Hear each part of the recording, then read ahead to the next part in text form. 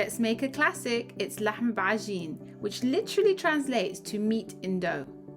To start off, you're going to need about 3 cups of bread flour, so 00 flour, half a teaspoon of salt, 3 to 4 tablespoons of mild olive oil.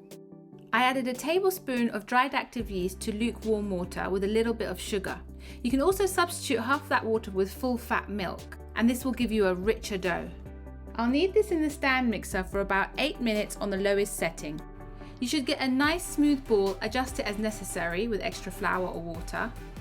I put a tiny bit of mild olive oil just so it won't dry out, and I'll cover it and leave it for usually about 2 hours should be enough.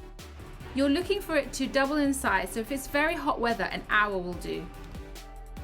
To make the filling, I'm going to add a roughly chopped onion to the food processor. Then I'm going to add 4 medium tomatoes. I have here about 250 grams of ground beef or lamb. To this, I'm going to add about half a teaspoon of salt and half a teaspoon of 7 spice. I'm also going to add 1/4 teaspoon of red chili powder. So then add the meat to the tomato onion mixture and blitz it really well until you get a nice smooth paste. The texture that you're going for is spreadable. You want to be able to spread that on the mena'ish dough without tearing it. Our beautiful dough is now ready, and this will make about 8 large lahm ajeen. Roll out the dough as thin as you dare.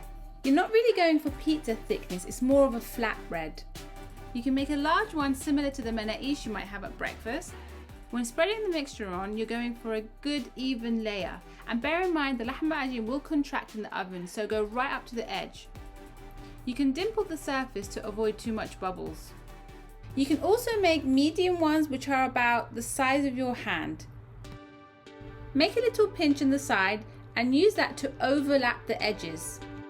As with any technique, the more you practice, the better you'll become. But to tell you the truth, most times I don't bother with crimping, I just leave them as they are.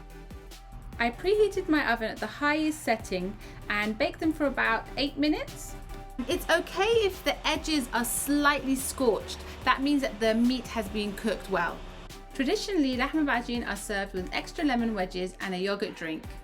Head over to the blog for more Lebanese pastries, and I will see you next time.